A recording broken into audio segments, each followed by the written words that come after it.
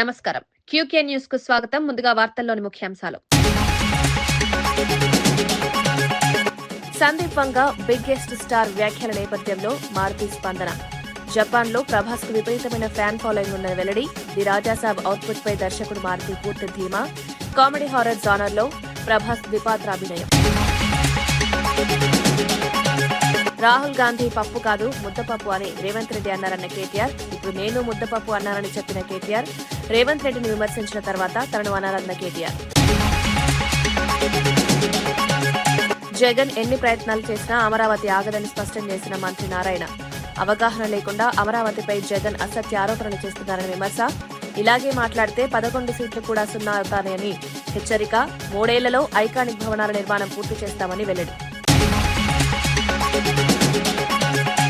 మేడారం జాతరకు ఆహ్వానం పలికేందుకు ఎర్రవెల్లికి చేరుకున్న మంత్రులు. బాగున్నారా అమ్మా అని పలకరించిన కేసీఆర్ మంత్రులకు అతిథి మర్యాదలతో పసుపు, కుంకుమ, చీర, తాంబూలాలతో కేసీఆర్ సత్కారం. అమరావతి 2వ దశ భూసేకరణపై వైఎస్ జగన్ తీవ్ర ఆగ్రహం. తొలి దశ భూములనే అభివృద్ది చేయలేదని విమర్శ.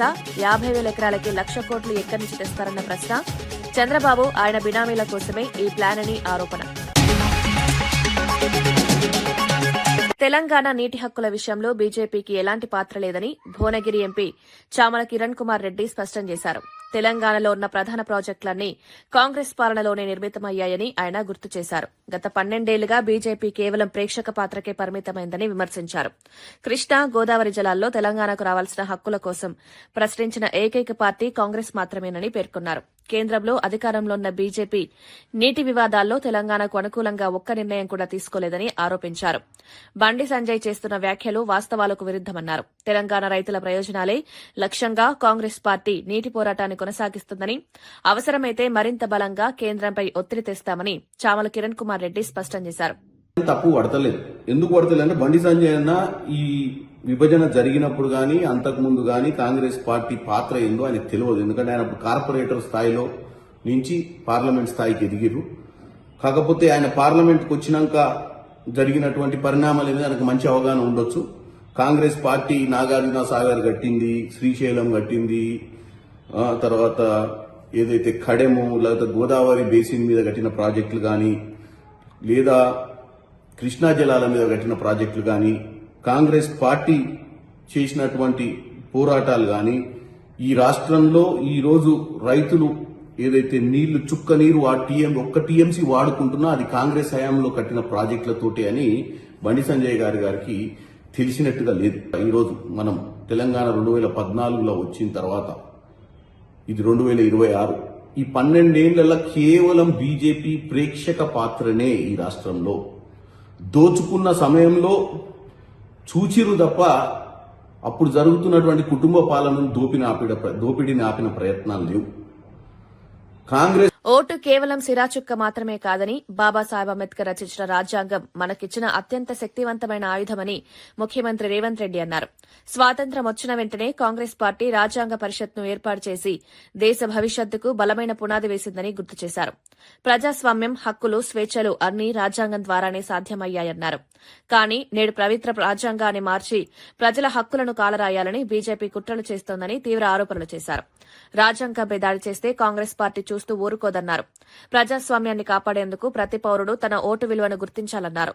రాజ్యాంగ పరిరక్షణే కాంగ్రెస్ పార్టీ లక్ష్యమని సీఎం రేవంత్ రెడ్డి పునరుద్ఘాటించారు. దేశ స్వతంత్రం వచ్చిన తర్వాత ఈ దేశాన్ని ఏ విధంగా ముందుకు తీసుకెళ్లాలి, ఈ దేశంలో పరిపాలన ఏ విధంగా కొనసాగించాలని చర్చ జరగడానికి ఆనాడు కాంగ్రెస్ పార్టీ కాన్స్టిట్యూయెంట్ అసెంబ్లీని ఏర్పాటు చేసింది. మేధావులను, ఆనాడు పరిపాలనలో భాగస్వాములందరినీ, చట్టాల మీద అవగాహన ఉండి ప్రపంచ దేశాలలో జరుగుతున్న పరిపాలన మీద అవగాహన ఉన్న వాళ్లను ఏర్చి కూర్చి దానికి చైర్పర్సన్ గా డాక్టర్ బాబాసాహెబ్ అంబేద్కర్ గారిని రాజ్యాంగాన్ని రచించడానికి ఆనాడు కాంగ్రెస్ పార్టీ నియమించింది. ఆ సందర్భంగా చాలా చర్చలు జరిగినాయి, సూచనలు వచ్చినాయి, వాదోపవాదాలు జరిగినాయి. భారతీయ జనతా పార్టీ భావజాలం ఉన్న వాళ్ళు ఈ దేశంలో పేదవాళ్లకు ఓటు హక్కు ఉండడానికి వీలు లేదు, కేవలం శ్రీమంతులకు, ఉన్నత వర్గాలకు మాత్రమే దేశంలో ఓటు హక్కు ఉండాలని ఆనాడు వాదించారు. అప్పుడు మహాత్మా గాంధీ గారు, డాక్టర్ బాబాసాహెబ్ అంబేద్కర్ ఈ పేద ప్రజలకు నేను ఇచ్చే ఆయుధమే ఓటు అనే ఆయుధం ద్వారా వాళ్ళు హక్కులను సాధించుకుంటారని మొట్టమొదట పేదలకి దేశంలో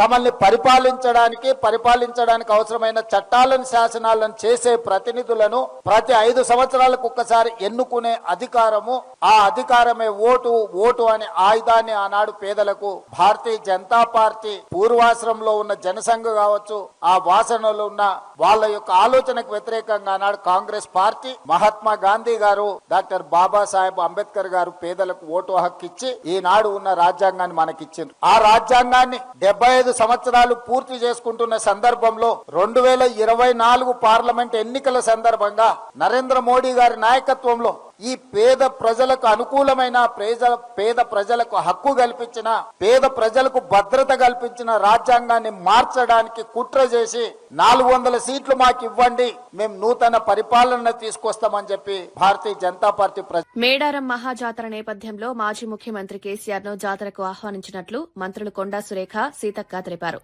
సమ్మక్క సారలమ్మ జాతర కేవలం ఒక మతపరమైన వేడుక మాత్రమే కాకుండా ఆదివాసీ ఆత్మగౌరవానికి ప్రతీక అని పేర్కొన్నారు. ఈ మహాజాతరకు అన్ని వర్గాల ప్రజలు తరలివచ్చేలా ప్రభుత్వం విస్తృత ఏర్పాట్లు చేస్తోందన్నారు. రాజకీయాలకు అతీతంగా అందరినీ జాతరకు ఆహ్వానించడమే తమ ఉద్దేశమన్నారు.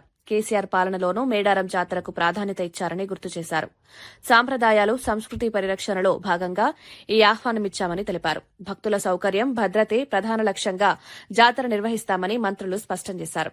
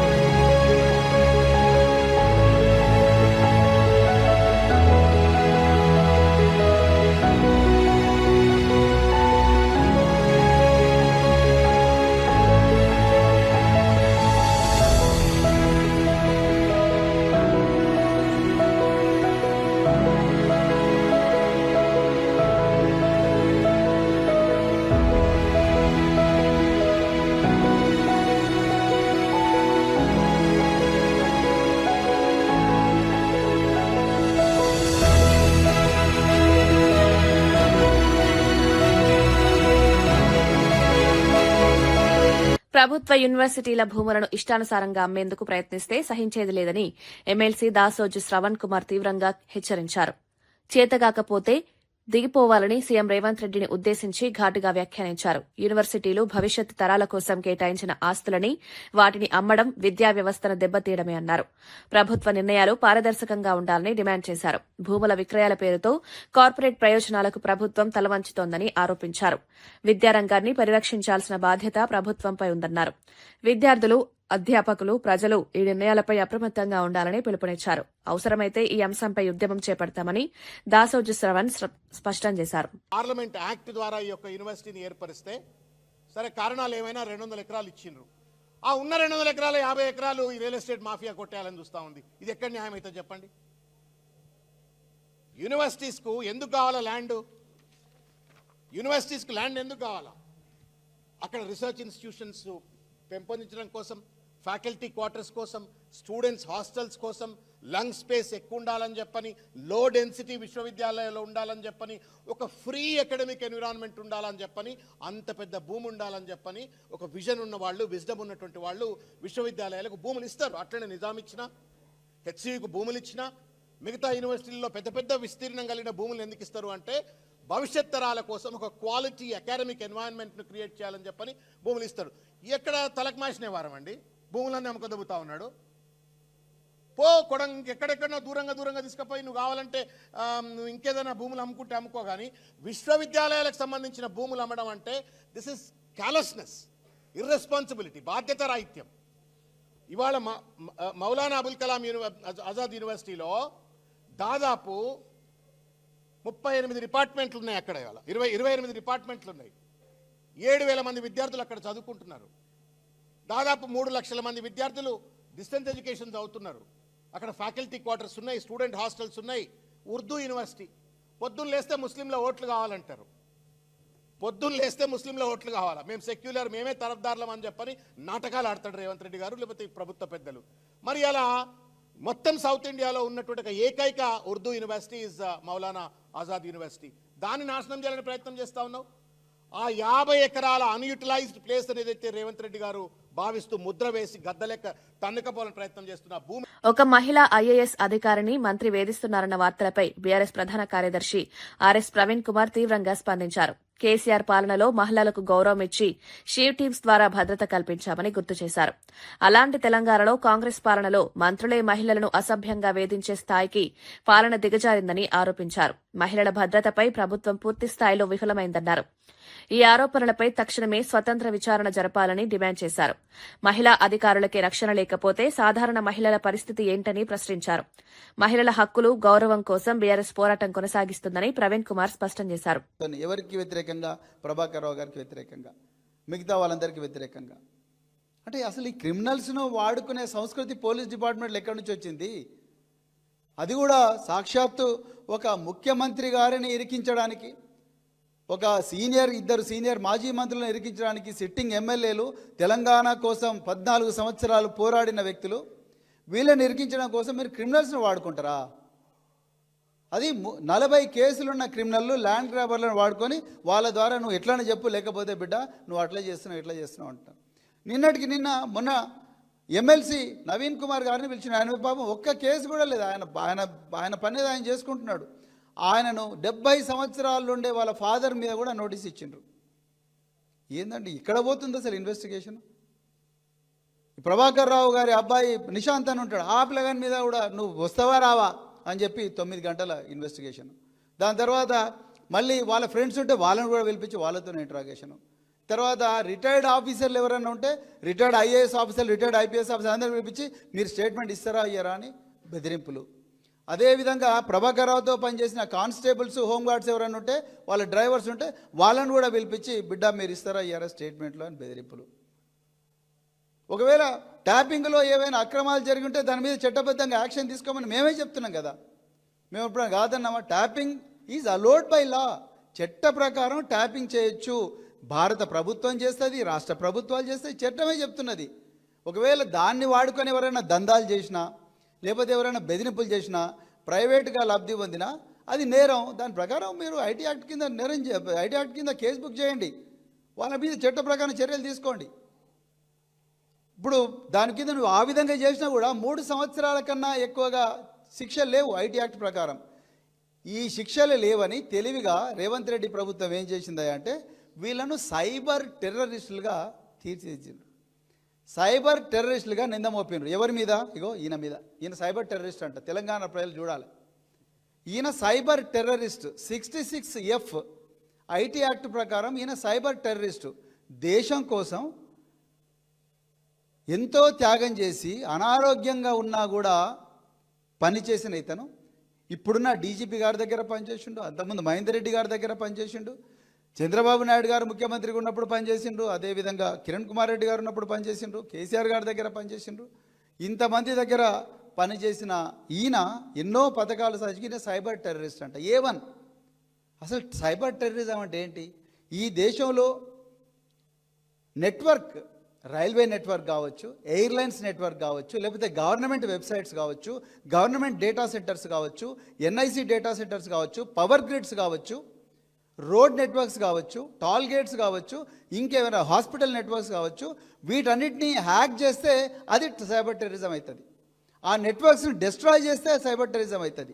డేటా సెంటర్లను డిస్ట్రాయ్ చేస్తే సైబర్ టెర్రరిజం అవుతుంది. బ్యాంకులను డిస్ట్రాయ్ చేస్తే సైబర్ టెర్రరిజం అవుతుంది. ఈయన దేశాన్ని రక్షించిండండి. ఇతను దేశాన్ని రక్షించిండు.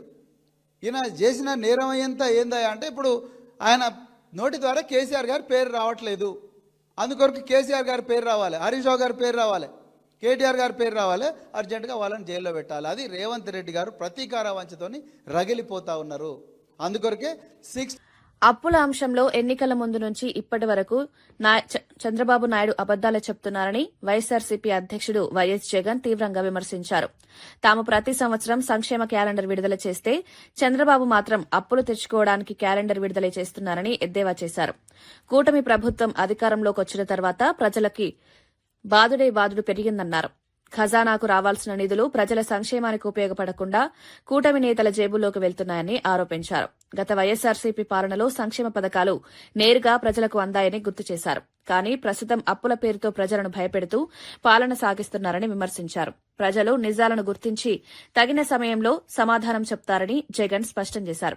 లేదు, పైగా వైఎస్ఆర్సీపీ ప్రభుత్వంలో అమలవుతా ఉన్న స్కీములన్నీ రద్దు, పైగా ఫీజు రీఇంబర్స్మెంట్ దిక్కులేదు, విద్యా దీవెన వసతి దీవెన గాలికి ఎగిరిపోయింది, పైగా ఆరోగ్యశ్రీ గాలికి ఎగిరిపోయింది, రైతులకు దిక్కు లేదు, చదువుకుంటున్న పిల్లలకు దిక్కు లేదు, అక్క చెల్లెమ్మలకు దిక్కు లేదు, ఉద్యోగులకు దిక్కు లేదు.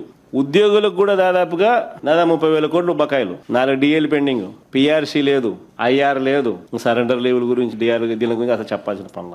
మరోవైపు ప్రజల మీద విపరీతంగా బాధుడే బాధుడు. 29/11/2024 9,412 కోట్లు బాధుడు. FPPCA true up order dated 29/11/2024. FPPCA true up order dated 25/10/2024 మరో 6,072 కోట్లు. FPPCA true up order dated 27/9/2025 మరో 1,863 కోట్లు. Provisional FPPCA charges during this financial year 0.04 paise per kilowatt hour estimated మరో 2,787 కోట్లు. ఈ 2 ఏళ్ల కాలంలోనే చంద్రబాబు నాయుడు గారు 20,135 కోట్ల రూపాయల ఎలక్ట్రిసిటీ ఛార్జెస్ బాధుడే బాధుడు. రిజిస్ట్రేషన్ ఛార్జీలు 50% పెంచినాడు. భూములు కొనాలంటే షాక్ కొట్టించే పరిస్థితి. గ్రామాల్లో ప్రజలు త్రాగునీటి పైన ఛార్జీలు వసూలు చేస్తా ఉన్నారు. లేటెస్ట్ గా వెహికల్స్ మీద రోడ్ సెస్ అంట, అక్కడేమో జీఎస్టీ తగ్గించింది కేంద్ర ప్రభుత్వం, ఇక్కడ చూస్తే అక్కడ తగ్గింది కాస్త ఈయన రీస్టోర్ చేస్తూ రోడ్ సెస్ అంటున్నాడు. కొత్తగా వెహికల్స్ కొన్నోడు రోడ్ సెస్ కట్టాలంట, అక్కడ తగ్గించింది ఇక్కడ వీళ్ళు పెంచేసినారు. అన్ని రకాల రోడ్లకు టోల్ గేట్లు పెట్టి వసూలు చేయడం ఒక వడ్డనైతే, మరో రూపంలో రోడ్ సెస్ పేరిట వాహనాల మీద వడ్డిస్తా ఉన్నారు. రాష్ట్రంలో జరుగుతూ ఉంది. మరోవైపు రాష్ట్రానికి రావాల్సిన ఆదాయాలు రావడంలా, రాష్ట్రానికి రావాల్సిన ఖజానాకు రావాల్సిన డబ్బులు ఖజానాకు రావడంలా ఇలా జోబిల్ లేకపోతాం. అందుకనే రాష్ట్ర ఆదాయాలు తగ్గుతూ ఉన్నాయి. ఇసుక స్కామే, మట్టి స్కామే, సిలికా స్కామే, క్వాడ్స్ స్కామే, లాటరైట్ స్కామే. రాష్ట్రంలో పెద్ద ఎత్తున గ్రామంలో కనిపించే విధంగా లిక్కర్ మాఫియా, అధిక ధరలకు పీపీఏలు చేసుకుంటూ స్కాములు, కమిషన్లు, ఎక్కడ చూసినా ప్యాకెట్ క్లబ్లు, ఏ ఊళ్ళో చూసినా రేషన్ మాఫియా. ఈరోజు రాష్ట్రంలో చెప్తా ఉన్నాం, కింద నుంచి పైదాకా ఏ పని కావాలన్నా కూడా. అమరావతి ఆవకాయ ఫెస్టివల్లో ముఖ్యమంత్రి నారా చంద్రబాబు నాయుడు పాల్గొనడం రాజకీయంగా ప్రాధాన్యం సంతరించుకుంది. ఆంధ్రప్రదేశ్ సాంప్రదాయ వంటకాల్లో ఆవకాయకున్న ప్రత్యేకతను ప్రపంచానికి చాటడమే ఈ ఫెస్టివల్ ఉద్దేశమని నిర్వాహకులు తెలిపారు. స్థానిక రైతులు, స్వయం సహాయక బృందాలు తయారు చేసిన వివిధ రకాల ఆవకాయలు ప్రదర్శనలో ఉంచారు. సీఎం చంద్రబాబు రైతులు, మహిళా సంఘాల సభ్యులతో మమేకమై మాట్లాడారు. గ్రామీణ ఆర్థిక వ్యవస్థ బలోపేతానికి ఇలాంటి ఉత్సవాలు దోహదపడతాయని పేర్కొన్నారు. ఆహార సంస్కృతి ద్వారా పర్యాటకాన్ని అభివృద్ది చేయాలని ప్రభుత్వ ఆలోచనలో భాగంగానే ఈ కార్యక్రమం నిర్వహిస్తున్నామన్నారు. అమరావతి ప్రాంతానికి ఇది మంచి గుర్తింపుగా మారుతుందని స్థానికులు అభిప్రాయపడ్డారు.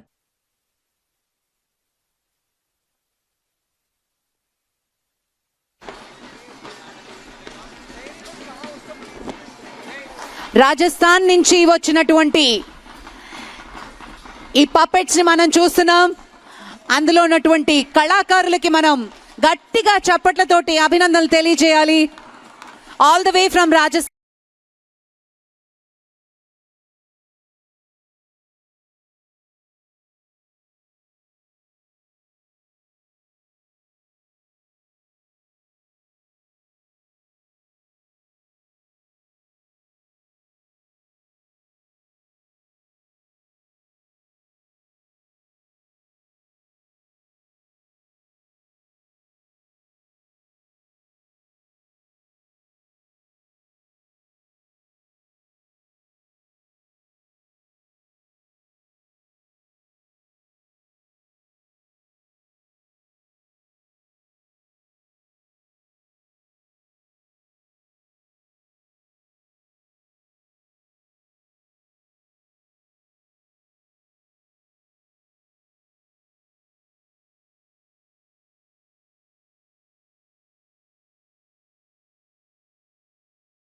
ప్రభుత్వ పాఠశాలల్లో విద్యార్థులకు నాణ్యమైన బ్రేక్ఫాస్ట్, లంచ్ అందించే అంశంపై ముఖ్యమంత్రి విస్తృత స్థాయి సమీక్ష నిర్వహించారు.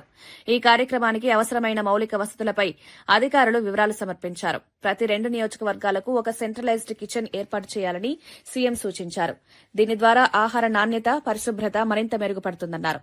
సెంట్రలైజ్డ్ కిచెన్లో సోలార్ కిచెన్స్ ఏర్పాటు చేసే అవకాశాన్ని కూడా పరిశీలించాలని ఆదేశించారు. Young India integrated residential schools నిర్మాణ పనులు వేగంగా పూర్తి చేయాలని, ఇందుకు బడ్జెట్ కేటాయింపుల్లో ప్రాధాన్యత ఇవ్వాలని సూచించారు. విద్యార్థుల ఆరోగ్యం, పోషణపై ప్రభుత్వం ప్రత్యేక శ్రద్ధ తీసుకుంటుందని సీఎం స్పష్టం చేశారు.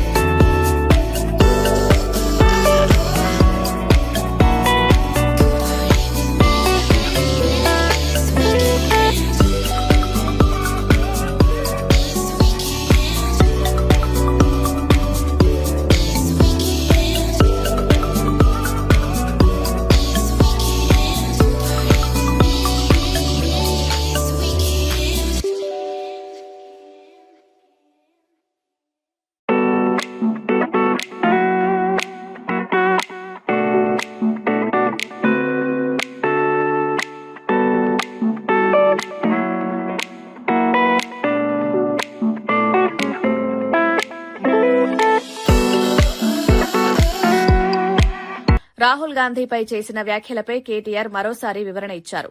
గతంలో రేవంత్ రెడ్డి స్వయంగా రాహుల్ గాంధీని ముద్దపప్పు అని అన్నారని గుర్తు చేశారు. తాను అదే పదాన్ని ఉపయోగిస్తే కాంగ్రెస్ నేతలు తనపై దాడి చేస్తున్నారని విమర్శించారు. ముందు రేవంత్ రెడ్డిపై ఎందుకు స్పందించలేదని ప్రశ్నించారు. రాజకీయాల్లో డబుల్ స్టాండర్డ్స్ పాటిస్తున్నారని ఆరోపించారు. తన వ్యాఖ్యలను వక్రీకరించి రాజకీయ లబ్ది పొందాలని కాంగ్రెస్ ప్రయత్నిస్తోందన్నారు.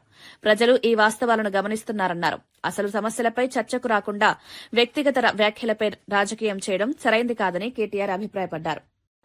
నిన్నగాక మొన్న నేను కోపం వచ్చి ఈ రేవంత్ రెడ్డి అసెంబ్లీలో బూతులు మాట్లాడితే నేను కూడా కోపం వచ్చి రాహుల్ గాంధీని ఒక మాట అన్నా. అంటే ఇక కాంగ్రెస్ వాడు ఒక్కొక్కరు, ఒక ఆయన 6 ఫీట్లు ఎగురుతుండు, ఇంకొక ఆయన 6 అడుగులు 6 గజాలు ఎగురుతుండు నా మీదికి. నేను అడుగుతున్నా కాంగ్రెస్ వాళ్ళను, అయ్యా నేనేమన్నా కొత్తగా రాహుల్ గాంధీని? మీ రేవంత్ రెడ్డి అన్నమాట నేనన్నా. రేవంత్ రెడ్డి ఏమన్నాడు రాహుల్ గాంధీని? ఇడు పప్పు కాదు ముద్దపప్పు అన్నాడు. నేనేమన్నా గదే అన్నా. ముద్దపప్పు నిజమే నేనన్నా. దానికి నా మీద ఒకడు 6 ఫీట్లు ఎగురుతుండు, ఒకడు 6 గజాలు ఎగురుతుండు. ఎగిరేదేదో మీరు రేవంత్ రెడ్డి మీద ఎగురురి, నా మీద ఎందుకు ఎగురుతున్నారు మీరు? మీ రేవంత్ రెడ్డి అన్నాడు సోనియా గాంధీని బలిదేవత అన్నాడు. 1000 మందిని బలి తీసుకున్న బలిదేవత, 1000 మంది తెలంగాణ పిల్లలను చంపింది ఈమె అన్నాడు. నేను అన్నానా? అది మీ రేవంత్ రెడ్డి అన్నాడు. గసొంటోని తీసుకొచ్చి ముఖ్యమంత్రి చేసిన ఏమనాలి మరి? ఏమనాలి నేను? అందుకే అన్నా, ఆ ముద్దపప్పు గారి గురించి నేను అనలేదు. ముద్దపప్పునన్న రాహుల్ గాంధీని ముద్దపప్పు అన్న రేవంత్ రెడ్డి మీద మీ ప్రతాపం మీద చూపెట్టారు కాంగ్రెస్ వాళ్ళు. మీకు శాతగాక గసంటోని తీసుకొచ్చి ముఖ్యమంత్రి చేసుకున్నారు మీరు. ముద్దపప్పు అన్నాడు మీ రాహుల్ గాంధీని, సోనియా గాంధీని బలిదేవత అన్నాడు, ప్రజలకు అడ్డమైన వాగ్దానాలు ఇచ్చిండు.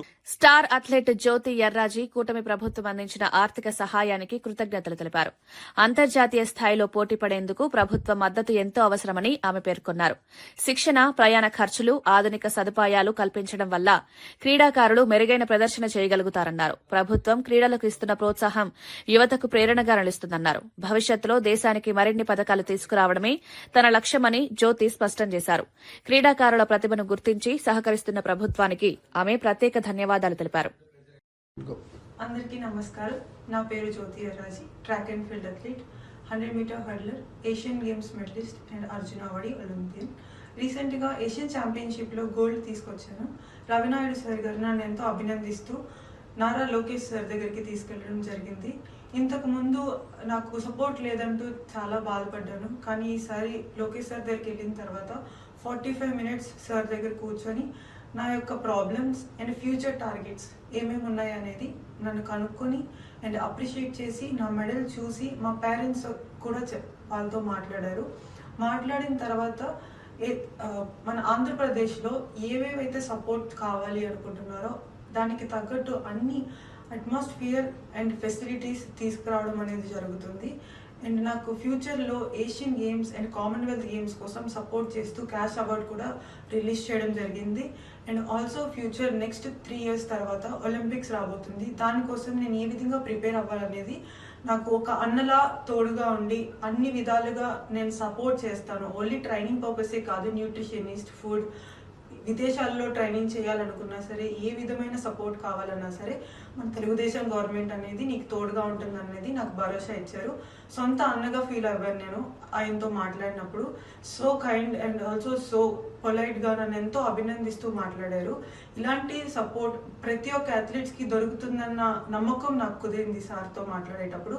Thank you so much Telugu Desam for ఈ యొక్క అవకాశాన్ని ఇచ్చినందుకు. నాకు స్పోర్ట్స్ కెరియర్ కూడా నా Chandrababu Naidu sir 10-week academy start చేసినప్పుడే జరిగింది. అండ్ ఆల్సో ఇప్పుడు నా గ్రాఫ్ట్ ఇంత ఎదిగిన తర్వాత కూడా నాకు వీళ్ళు సపోర్ట్ చేయడం అనేది ఎంతో ఆనందంగా ఉంది.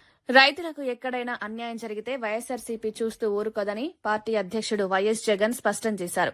క్షేత్రస్థాయిలో రైతుల సమస్యలపై పోరాటం చేస్తామని ఆయన భరోసా ఇచ్చారు. పంట నష్టాలు, ధరల సమస్యలు, పెట్టుబడి భారంతో రైతులు తీవ్ర ఇబ్బందులు ఎదుర్కొంటున్నారన్నారు. ఈ పరిస్థితుల్లో ప్రభుత్వం రైతుల పక్షాన నిలవాల్సిన అవసరం ఉందని సూచించారు. కానీ ప్రస్తుత ప్రభుత్వం రైతుల గోడును పట్టించుకోవడం లేదని విమర్శించారు. వైఎస్సార్సీపీ పాలనలో రైతులకు భరోసా ఇచ్చే విధంగా పథకాలు అమలు చేశామని గుర్తు చేశారు. రైతుల హక్కుల కోసం రోడ్ల మీదకు రావాల్సి వచ్చినా వెనకాడమని స్పష్టం చేశారు. రైతు సంక్షేమమే పార్టీ ప్రధాన లక్ష్యమని జగన్ మరోసారి వెల్లడించారు. In the initial first phase, you said you wanted 50,000 acres and you need 2 crores per acre to lay these roads, give electricity, give in water, connect them with sewerage system. And to provide for this, according to your own DPR, you said it requires 2 crores per acre. Probably because of your scams, or probably because of reasons known to you alone. Now you and your Benamis have procured land here, so you've decided the capital here. Now for 50,000 acres, at the rate of 2 crores per acre according to your own DPR, it costs 1 lakh crores. Now this 1 lakh crores, God knows when it's going to come, God knows how it's going to come. Now, forget about that aspect. Now you want to add one more 50,000 acres of land. You want to add another 50,000 acres of land, which costs you another 1 lakh crores. So you're actually talking about 2 lakh crores requirement, 1 lakh acres of land you want to develop. What kind of insanity is this when the first 50,000 acres itself is not developed? When the farmers are crying about it, that what have you done? Why did you take our land? We are left with nothing now. And there is no development also because of 1 lakh crores that is required to lay the roads, to lay the drainage, to lay the current, to lay the sewerage. So this is the situation there. You're talking about acquiring another 50,000 acres. So the రాజధాని అమరావతి నిర్మాణం ఎన్ని ప్రయత్నాలు చేసినా ఆగదని పురపాలక శాఖ మంత్రి నారాయణ స్పష్టం చేశారు. అమరావతిపై అవగాహన లేకుండా జగన్ వ్యాఖ్యలు చేస్తున్నారని ఆయన మండిపడ్డారు. రాజధాని అంశాన్ని ఆ రాజకీయ లబ్ది కోసం వాడుకోవడం సరికాదన్నారు. అమరావతి నిర్మాణం రాష్ట భవిష్యత్తుతో ముడిపడి ఉందని పేర్కొన్నారు. గతంలో అమరావతిపై ప్రజల్లో గందరగోళం సృష్టించే ప్రయత్నాలు జరిగాయని విమర్శించారు. ప్రస్తుతం ప్రభుత్వం స్పష్టమైన ప్రణాళికతో ముందుకు వెళ్తోందన్నారు. మౌలిక వసతులు, రహదారులు, ప్రభుత్వ భవనాల నిర్మాణం వేగంగా సాగుతుందన్నారు. అమరావతిపై చేసిన తప్పుడు ఆరోపణలను ప్రజలు నమ్మరని మంత్రి నారాయణ స్పష్టం చేశారు. రివర్ బేసిన్ పక్కన ఎలా కడతారు, నదీ గర్భంలో ఎక్కడ కడుతున్నామండి? చాలా క్లియర్గా ఇక్కడ అమరావతి క్యాపిటల్ సిటీ కట్టేటప్పుడు ఇరిగేషన్ వాళ్ళతో, ఇరిగేషన్ సెక్రటరీ, కన్సర్న్ డిపార్ట్మెంట్ వాళ్ళతోనూ మా వాళ్ళు కోఆర్డినేట్ చేసుకొని నది వెడల్పు ఎంత, నది కోర్స్ ఎంత, కోర్స్ ఎంత, దాని యొక్క బండ్ ఆల్రెడీ బండ్ ఉంది, బండ్ రోడ్డు, ఆ బండ్ రోడ్డు ఎంత, ఇవన్నీ చేసి ఈరోజు వరకు బండ్ రోడ్ టేకప్ చేయలేదు. ఎందుకు టేకప్ చేయలేదు తెలుసా? మేము ఇరిగేషన్ వాళ్ళతో మాట్లాడుతున్నాం. బండ్ రోడ్డు ఒక్కటి మిగిలిపోయింది, టెండర్ పిలవాల్సింది. అది ఎందుకు పిలవలేదంటే వాళ్ళతో అనేక దఫాలు మాట్లాడుతున్నాం. నది లోపల ఏదైతే అసైన్మెంట్ ల్యాండ్స్ లాంటివి ఉన్నాయో వాటిని కూడా ల్యాండ్ పూలింగ్ అప్పుడు తీసుకున్నాం. ఆడ కడతామని అనుకుని ఉంటారు బహుశా, నాకు తెలిసి. అక్కడ కట్టరు. అక్కడ ఎటువంటి పరిస్థితుల్లో కూడా కట్టడానికి లేదు. బహుశా ల్యాండ్ తీసుకున్నాం కాబట్టి అందుకని ఈ మధ్య దాన్ని ఆపాం. ఆ రోజు అధికారులు దాని ల్యాండ్ పూలింగ్లు తీసుకుంటే వాళ్ళకి ఈ మధ్య యాక్చువల్గా అది ఏదైతే ల్యాండ్ పూలింగ్కి ఇస్తామని చెప్పామో అది ఇవ్వకుంటే వాళ్ళు ఈ మధ్య అంతా రిప్రజెంటేషన్ చేసి ముఖ్యమంత్రి గారికి మాకు చెప్తే ఒకసారి మాట చెప్పాం కాబట్టి వాళ్ళకి ఇచ్చేస్తామని యాక్చువల్గా ఇచ్చేయమని సీఎం గారు చెప్పారు. ఆడ కన్స్ట్రక్షన్స్ కట్టకూడదు, అది మాకు తెలుసు చాలా క్లియర్గా. నదీ గర్భంలో ఎక్కడ కట్టడంలా, నదీ గర్భంలో ఎక్కడ కట్టాలా, కానీ ప్రజలకి నదీ గర్భంలో కడుతున్నారు, కోర్టుకు వేయాలా? ఏందండి ఇది? ఒక నాయకుడిగా ఒక ముఖ్యమంత్రిగా పనిచేసిన వాళ్ళు అదే చెప్పేది, దాని మీద స్టడీ చేసి చేయాలి. కానీ ఎక్కడ కడుతున్నారు, ఏంది, దాని మాస్టర్ ప్లాన్ ఏంది, ఎలా ప్లాట్లు అలాట్ చేశారు, ఏ ఏరియాలు అలాట్ చేశారు అనేది డిస్కషన్ ఏమీ లేకుండా విడివి జ్ఞానంతో ఈ విధంగా మాట్లాడదు తప్పు. అదే తెలుసుకోవాలా, యాక్చువల్గా రివర్ బెడ్ అంటే ఏంది, రివర్ బేసిన్ అంటే కూడా తెలుసుకోవాలి. అందుకే అదే చెప్పింది, స్టడీ చేయాలంటా. ప్రభాస్ నటిస్తున్న స్పిరిట్ సినిమాకు సంబంధించిన పోస్టర్పై సోషల్ మీడియాలో జరిగిన చర్చకు దర్శకుడు సందీప్ రెడ్డి వంగ స్పందించారు. ప్రభాస్ ను బాహుబలి తర్వాత ఎలా ప్రజెంట్ చేయాలా అనే అంశంపై చాలా ఆలోచించి ప్రస్తుత లుక్ ను ఎంపిక చేశామన్నారు. పోస్టర్లో ప్రభాస్ చేతిలో ఉన్నది గ్లాస్ కాదని 1 లీటర్ బాటిల్ అని స్పష్టం చేశారు. కానీ అది గ్లాస్ లా కనిపించడంతో అనవసర చర్చ మొదలైందన్నారు. పోస్టర్లో తెలుపు రంగు ఎక్కువగా హైలైట్ కావడం వల్ల ఆ బాటిల్ అందరి దృష్టిని ఆకర్షించిందన్నారు. ఈ లుక్ కథకు అనుగుణంగా ఉంటుందని, సినిమాలో పాత్రను బలంగా చూపించేందుకు ఇలా డిజైన్ చేశామన్నారు. ప్రేక్షకులు కథను చూసిన తర్వాత స్పష్టత వస్తుందని వంగ అన్నారు. Ask about spirit. That's a 1 liter bottle. 1 liter bottle, maybe like a glass of इनके हाथ में वो glass लग रहा है. It's a bottle. It's all. I think it's a 1 liter bottle. Nice, good size. You know, I also, sorry to cut you off, I also saw a lot of memes where people spoke about how you act with your hands. Okay. And I've seen that happening in Raja Saab, and I feel like exactly in Spirit, people literally picked up. Spirit. No, like, Finish yeah. that, then okay, okay. No, I was saying exactly in. Okay, so a lot of people talk about how you sort of act with your hands, and I feel like in Spirit it was also captured because people can't stop talking about how, you know, that big bottle was held literally like a glass. And everybody is confused as to what was that. Yeah, लोगों को लग रहा था railing के ऊपर और एक glass है. लोगों को लग रहा है husband and wife are drinking. Yeah. I also feel that the chemistry in a poster or the overall vibe of a poster has really landed well with the pulse of the audience when they start recreating that and making memes with all the other combos they can think of, which is all over the internet, like AI videos. That being one, and the second one where they micro-analyze like every little bit. One person was like, there's another glass also on the table. Yeah, See, holding one glass, is there one other glass there? Yeah. Then they've analyzed like the scars on the body and So you were asking, what is the story? What is the story? Yeah. His wife is lighting the Hey, why we are talking about this? No, it's okay. We want to know, like. No, we're curious. They were like very curious. They were eating my head. Let them ask. मैं घर पे था ना, shirtless हो अच्छा रहा और ऊपर से wounded भी है. Yeah. So that's why she was also lighting the cigarette. Yeah. I thought that was quite cool. But why is she lighting? That will lead to a nice scene, like when you see it's a surprise. Interesting. Yeah. Really looking forward, honestly. Thank you. Rayalaseema lift irrigation అంశంపై జగన్ చేసిన వ్యాఖ్యలకు మంత్రులు Payyavula Keshav, BC Janardhan Reddy తీవ్రంగా స్పందించారు. జగన్ చేపట్టింది lift irrigation కాదని, Rayalaseema theft irrigation అని పయ్యావుల కేశవ్ మండిపడ్డారు. డీపీఆర్ పేరిట 900 కోట్ల రూపాయలు మళ్లించారని ఆరోపించారు. ఒకసారి లిఫ్ట్ స్కీమ్ అని, మరోసారి చెన్నైకి తాగునీరిచ్చే స్కీమ్ అని జగన్ విభిన్న ప్రకటనలు చేశారని విమర్శించారు. గత ప్రభుత్వంలో 102 రాయలసీమ ప్రాజెక్టులను నిలిపివేస్తూ ఉత్తర్వులు జారీ చేయలేదా అని ప్రశ్నించారు. సీమలో ఒక్క ప్రాజెక్టు కూడా ముందుకు సాగకుండా చేసిన జగన్ ఇప్పుడు కపట ప్రేమ చూపిస్తున్నారని ఆగ్రహం వ్యక్తం చేస్తున్నారు. అది నువ్వు చేసుకుంటున్నాని చెప్పి నువ్వు నీ ప్రభుత్వంలో అధికారికంగా ఎన్జీటీకి none other than the chief సెక్రటరీతో సంతకం పెట్టించావు. We are doing only preparatory work for DPR investigation but not the main work. ఈ రాయలసీమ ప్రాజెక్ట్ చేశామని చెప్పి ఎంత డైవర్ట్ చేశారు దీంట్లో నుంచి? 900 కోట్లు పేరు పెట్టి పిఎఫ్సి దగ్గర నుంచి డబ్బులు తీసుకొచ్చారు. డబ్బులు రావాల్సింది ఎక్కడికి? ఆంధ్రప్రదేశ్ ప్రభుత్వానికి. కానీ ఆ డబ్బులు ఆంధ్రప్రదేశ్ ప్రభుత్వానికి రాలేదు. అందుకనే నేను చెప్పాను అది రాయలసీమ థెఫ్ట్ ఇరిగేషన్ స్కీమ్ అయింది, లిఫ్ట్ ఇరిగేషన్ స్కీమ్ కాదు. పోనీ నువ్వు ఏం చేసినా చిత్తశుద్ధితో ఆ ప్రాజెక్ట్ కంప్లీట్ చేసావు, ఏదో రూపంలో చేస్తావా చేయవా, నీకు ఒక ఆలోచన ఉంది, మాకు ఒక ఆలోచన ఉంది. పోనీ దాన్నైనా చేసావు. అదే 1200 కోట్లు పెట్టి చంద్రబాబు నాయుడు గారు 1 సంవత్సరంలో ప్రాజెక్ట్ కంప్లీట్ చేశాడు. నువ్వు వెళ్ళి ఈరోజు ప్రెస్ మీట్లో ఏమంటున్నావు, రాయలసీమ లిఫ్ట్ ఇరిగేషన్ మీద చంద్రబాబు నాయుడు గారు కేసులు వేశారని. కేసులు వేసింది ఎవరు? తెలంగాణ ప్రభుత్వం, నీ మిత్రుడు. అటు కేసీఆర్ గారు, హరీష్ రావు గారు నీ మీద 2020లో వేశారు. నిన్న మొన్న ప్రెస్ మీట్ పెట్టి ఆయన డాక్యుమెంట్లతో సహా చూపించాడు, మేము స్టే తీసుకొచ్చాం దాని రాయలసీమ లిఫ్ట్ ఇరిగేషన్ మీద అని. ఇప్పుడు చెప్పండి, చీకటి ఒప్పందాలు ఎవరికి ఉన్నాయి? ఈ రాష్ట్ర ప్రయోజనాల్ని తాకట్టు పెట్టింది ఎవరు? రాష్ట్రం కోసం అనుక్షణం తపన పడేటువంటి చంద్రబాబు నాయుడు గారు ఒకవైపు, ఆ ప్రాజెక్టుల పేరుతో ప్రజల్ని మోసం చేసింది నువ్వు మరోవైపు. ప్రజల జీవితాలతో ఆడుకొని ఈరోజు మళ్ళీ ఏదో కబుర్లు చెప్తున్నాం, వచ్చేది మేమే అని. ఎక్కడికి వస్తావు? పంపించారు నీకు. వైనాట్ 175 నుంచి ఎక్కడికి తీసుకొచ్చారు? 11కి తీసుకొచ్చారు. ఇదే విధంగా ఇప్పటికైనా ఆఖరికి అసెంబ్లీకి రాకుండా పారిపోయారు. అసెంబ్లీలో మీకు బాధ్యత లేదా?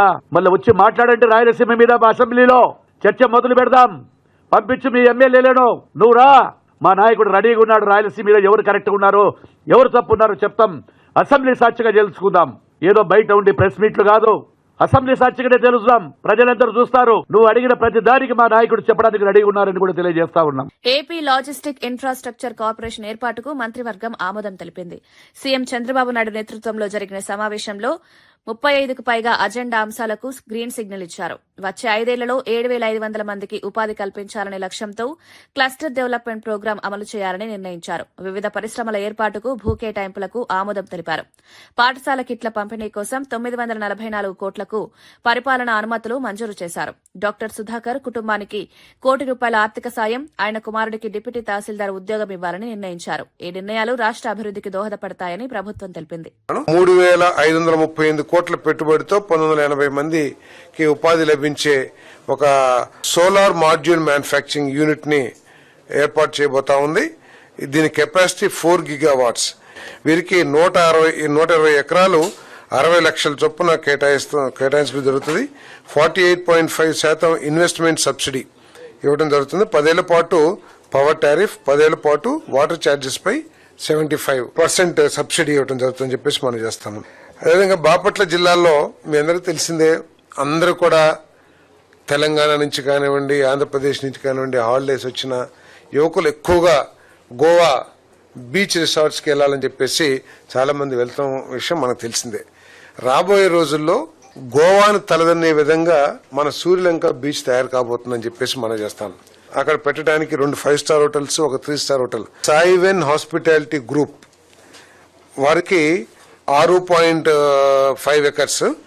అదేవిధంగా అర్నా కోస్టల్ రిసార్ట్స్ వాళ్ళకి 8.08 ఎకరాలు. వీళ్ళిద్దరూ కూడా 5 స్టార్ హోటల్స్ నిర్మాణం చేయడానికి ప్రపోజల్ పెట్టారు. వీళ్ళు 2 years లో ఈ ప్రాజెక్ట్ ని కంప్లీట్ చేయాలి. కంప్లీట్ చేయకపోతే ఆ రోజు ఈ ప్రపోజల్స్ కూడా క్యాన్సిల్ చేసే అవకాశం కూడా ఉందని చెప్పేసి మనం చేస్తాను. వీరికి 66 సంవత్సరాలు ఒరిజినల్ గా లీజు, తర్వాత ఎక్స్టెండబుల్ బై అనదర్ 33 years. తిరుమలలో మద్యం సీసాలు బయటపడిన ఘటన భూమన కరుణాకర్ రెడ్డి కనసన్నల్లోనే జరిగిందని జనసేన నేత కిరణ్ రాయల్ ఆరోపించారు. తిరుమల లాంటి పవిత్ర ప్రాంతంలో ఇలాంటి ఘటనలు జరగడం భక్తుల మనోభావాలను దెబ్బతీస్తుందన్నారు. ఈ వ్యవహారంపై సమగ్ర విచారణ జరపాలని డిమాండ్ చేశారు. గత వైసీపీ పాలనలో తిరుమలలో జరిగిన అక్రమాలపై అప్పట్లో ఎందుకు చర్యలు తీసుకోలేదని ప్రశ్నించారు. దేవస్థానాల పవిత్రతను కాపాడాల్సిన బాధ్యత ప్రభుత్వాలపై ఉందని స్పష్టం చేశారు. ఈ ఘటనపై బాధ్యులపై కఠిన చర్యలు తీసుకోవాలని కోరారు. తిరుమల విషయంలో రాజకీయాలు చేయకుండా భక్తుల విశ్వాసాన్ని కాపాడాలని జనసేన నేత సూచించారు. తిరుమల తిరుపతి దేవస్థానం ఈ కూటమి ప్రభుత్వం వచ్చిన తర్వాత మేము ఎలా పరిపాలిస్తామో రాష్ట్ర ప్రజలకి, హిందూ మతం గౌరవించే ప్రతి ఒక్కరికి, వెంకటేశ్వర స్వామి భక్తులందరూ కూడా తెలుసు. గత సంవత్సరం వైకుంఠ ఏకాదశి కాడి నుంచి నిన్నటి వరకు మద్యం సీసాల వరకు మొత్తం ఒక్కొక్కటిగా బయటపడుతూ వస్తుంది. అన్నిటికి కారణం వైసీపీ చెప్పి అనేకసార్లు చెప్పాం. వైఎస్ఆర్ కాంగ్రెస్ పార్టీ సంబంధించిన నాయకులు, తిరుపతిలో ఉన్న మాజీ చైర్మన్ కరుణాకర్ రెడ్డి గారి అనుచరులు, వైఎస్ఆర్ అనుచరులు చెప్పి గతంలో చెప్పినా కూడా వాళ్ళు కాదు, లేదు మేము కూడా వెంకటేశ్వర భక్తులమే, హిందూ మతాన్ని మేము తప్ప ఎవరు కాపాడరు, హిందూ సామ్రాజ్యానికి రారాజు జగన్ అని చెప్పి మాట్లాడతారు. తిరుమలలో మద్యం బాటలు ఇళ్ల పనే. ఒకడు ప్రెస్ క్లబ్ కింద తాగి ఊగుతాడు, కక్కుతాడు, వాడు మీ అనుచరుడే. కొండపైన మటన్ చికెన్ తినే వాళ్ళకి మీరే సప్లై చేస్తారు, అది మీ మనుషులే. మేము తప్పు చెయ్యం, తప్పు చేయనీయం. వార్తలు ముగించే ముందు ముఖ్యాంశాలు మరోసారి. సందీప్ వంగ బిగ్గెస్ట్ స్టార్ వ్యాఖ్యల నేపథ్యంలో మారుతి స్పందన. జపాన్లో ప్రభాస్ కు విపరీతమైన ఫ్యాన్ ఫాలోయింగ్ ఉన్న వెల్లడి. ది రాజాసాబ్ అవుట్పుట్ పై దర్శకుడు మారుతి పూర్తి ధీమా. కామెడీ హారర్ జానర్ లో ప్రభాస్ ద్విపాత్రాభినయం. రాహుల్ గాంధీ పప్పు కాదు ముద్దపప్పు అని రేవంత్ రెడ్డి అన్నారన్న కేటీఆర్. ఇప్పుడు నేను ముద్దపప్పు అన్నానని చెప్పిన కేటీఆర్ రేవంత్ రెడ్డిని విమర్శించిన తర్వాత తనను అనాలన్న కేటీఆర్.